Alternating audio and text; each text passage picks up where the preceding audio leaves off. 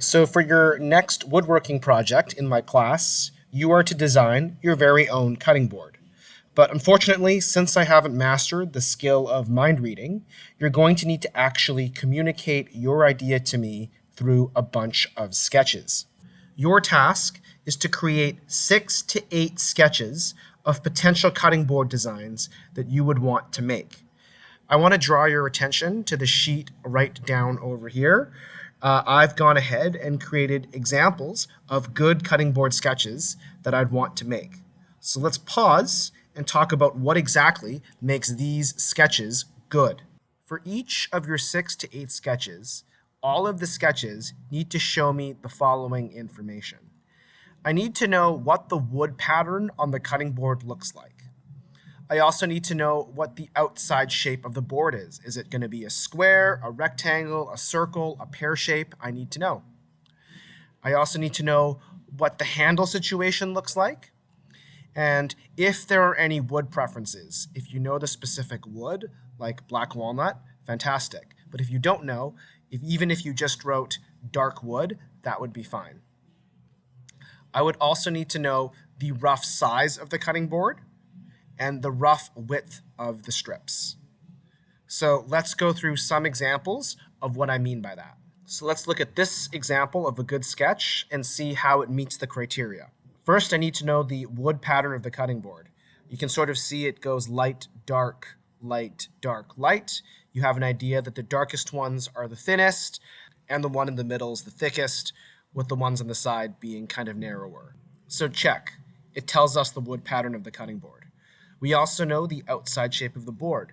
As you can see, it's got this barrel shape of this cutting board, so we know that. We also know what the handle situation looks like because there's an oval right near the top. We also know the wood preferences. In this sketch, I know that I want purple heart, which is the darker wood, for these 2 strips. And here, I didn't know what kind of wood I wanted, but I know that I wanted a lighter one. And so that's fine, because at least I know a darker wood and a lighter wood. So that meets wood preferences. It's okay if you don't have an idea of the specific wood that you want. And finally, we know the rough size of the cutting board, which is 8.5 inches wide, 13 inches long. You're right, I don't actually have the thickness here, but we can work that out later. It's going to be somewhere between 1/2 inch to 1 inch. Lastly, we know the rough width of the strips. So for example, these 2 pieces on the side here, this one here and this one here, they're 2 inches wide. These purple heart strips, this one here and this one here, they're 3/4 inch wide, and the one in the middle is 3 inches wide. So this sketch, since it meets all of the criteria and communicates all of this information, is a nice, clear sketch. We'll go through another example. Completely different design. Here, we again know the wood pattern of the cutting board. This is all one color, it's all light wood, and it's all alder. We also have some idea of an outside shape. It's a rectangle with some rounded edges. The handle is a heart. And as for wood preferences, again, we know it's all light wood. In this case, I guessed maybe alder. You also know the rough size. It's 16 long, 10 wide. Here we don't need to know the rough width of the strips because it's all one type of wood. So we're just going to build up to 10 inches. So here's another example of a good clear sketch. We've seen 2 clear sketches. Let's look at an unclear sketch or a bad sketch. If we're going through that same criteria, we have some rough idea of the wood pattern on the board, but not really, because this square here, I'm not quite sure if it's a separate piece of wood or if someone just wood burned a square on. Not quite sure. It would have been nice to have some sort of a note on it. With the outside edge of the board, it's really crooked. There's no ruler really being used, so I'm not quite sure if you want to go for this curvy, jagged look, or if you just can't draw a straight line and you can't round over the edges. It's not quite clear. It's an unacceptable sketch also because there's no handles, or at least it's not clear if there are handles. Wood preferences, again, no idea. Is this a different kind of wood in the middle, or is it wood burned? No clue. And of course, no idea of sizing or the rough width of the strip. So this is a sketch that I would send back and make you redo. While this sketch is a little bit better, I would still send it back because it's still unclear. To be fair, this sketch does kind of show the wood pattern. There's some sort of a light wood, a thin, darker strip in the middle, and then a light one. So that's good. I have some idea about the outside shape of the board, but my feedback would be to actually use a ruler to make this a rectangle. This would still not be acceptable because there aren't any handles, or at least it doesn't indicate where the handles would be. At least the student did talk about wood preferences. They want to use pine or oak. The student also, to their credit, talked about the rough size. I know that it's 7 inches wide, 12 inches long. But where this sketch would require more clarification would be the rough width. So it says pine and oak, but which strip is which? Is the lighter one pine or is the darker one pine? We're not quite sure. We're also not quite sure what the width of these strips are. Are the two lighter ones the same width? Are they different? We're not quite sure. So this is where I would send it back for a few more details. Not only do your 6 to 8 sketches need to be clear, but the 6 to 8 sketches of your proposed designs need to meet the following restrictions. So let me go over your restrictions. The first restriction is a restriction on its size. Your cutting board can be no wider than 10 inches. So that would be this distance here, from this point to this point. Your cutting board can also be no longer than 16 inches. So that would be from this point here to this point here. It can't be longer than 16 inches. Finally, your cutting board can be no thicker than 1 inch. So from here to here, it has to be smaller than 1 inch. The other size restriction is that it can't be any smaller than this cutting board here. So it has to be wider than 7 inches. It has to be at least 12 inches or longer, and it can't be thinner than half an inch. Once cutting boards get thinner than half an inch, they damage really easily, and over time they curve very easily. So this thickness restriction is for your cutting board's longevity. The second restriction that you're going to have is you must make your cutting board by doing a strip lamination. This involves grabbing a bunch of strips of wood, breaking them out so they're square on all 4 sides, and using the lamination clamps to glue them up together. I don't expect you to know how to do this now, but if you follow the lessons, we're going to teach you how to do strip laminations. Another restriction is that your cutting board must have a handle or some way to grab it. So, just to give you an idea of what I mean, some ways that you could have a handle is you could just simply drill a hole into your piece of wood or create some sort of an inside shape. So for example, this is some variation of a hole here. We've got some ovals. We've got a square hole over here. And this one is just a fancy variation of a hole. It's just a heart. But still very cool, very simple, but very pretty. And it allows you to kind of stick your fingers in and pick it up, or just stick your whole hand here and pick it up. Now let's say you have a really, really beautiful surface and you don't want to be drilling holes in your project. Another way that you could do this is to do what we call like a routed lip. And so what we've done here is we've just put in a very, very tiny slot so you could just stick your fingers in there and lift it up from the bottom. It doesn't go all the way through. And I recognize that many of you have no idea how to make that routed lip. But like I said, if this is something that interests you, just specify that in your sketch and I'll show you how to do it. Lastly, you might see some cutting boards have little feet on them so that lifts the cutting board up off the table, which would allow you to stick your hand underneath. If little feet interest you, you're welcome to make those little feet. I just want to emphasize whether you're going with the little feet option, the routed lip option, or some variation of these holes, it doesn't matter. It just needs some sort of a handle or some way to grab it. I'm not going to deduct marks on which method you choose. To make your cutting board, I've got 6 different types of woods that are available for you. However, you can only use 3 types of wood. I've divided the 6 types of wood into 2 categories.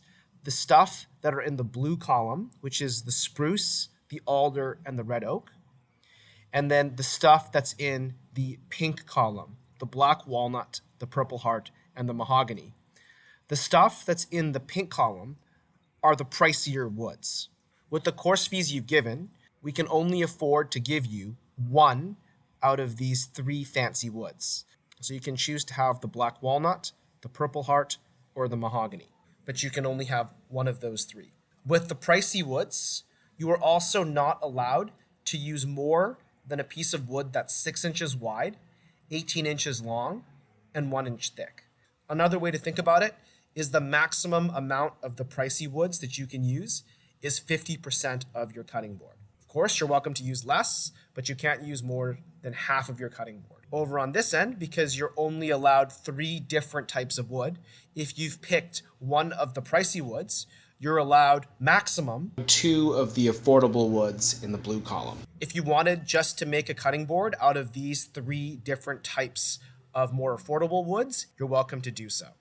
Alternatively, for our more affordable woods, if you wanted to make the entire thing out of alder, you're welcome to do so as well. That's fine. You just can't make your entire cutting board out of the fancy, pricier woods. In summary, here are your restrictions. Remember, you have some sizing restrictions. Your cutting board must be bigger than a particular size and smaller than this indicated size. You must show me that you can laminate or glue up strips of wood to make your cutting board. Your cutting board must have a handle, a way to grab it, or a way for it to hang. And of course, you are restricted on your wood choice. You're only allowed to have 3 different types of wood, and you are only allowed to use one of the pricey woods. So those were the woods that were in the pink column, which were purple heart, African mahogany, or black walnut. You are also restricted by the amount of the pricey woods that you are using. You're not allowed to use more than an 18-inch long piece that's 6 inches wide and 1 inch thick. That would mean that only 50% of your cutting board can be the pricey wood. Now that we've talked about all your restrictions and all the things that you can't do, let's show you some inspiration of some of the things that you can do within these parameters that I've set for you. As we're talking about customization, one of the most simple things that you can do is to play around the shape. So I've just provided some inspiration for you. Of course, you can have the rectangle with the nice rounded corners. You can have the cool barrel shape. There's always like the pizza paddle where it's got the built-in handle that you can hold and grab. There's your teardrop. And of course, there's your fun, funky shapes like cat apple or whatever you want to make. Knowing that you have to laminate different strips of wood together to make your cutting board, I just want to show you some inspirations, and here are some beautiful wood combinations. The one on the left and the one on the right, you can see, are just a series of strips. But what's also possible is the one in the center, where you can actually join different types of wood together and then form them into strips. So this zigzaggy pattern is also possible. This cutting board here shows that you don't need the entire cutting board made with dark wood to make it look beautiful. Even 2 simple pinstripes actually look really, really good.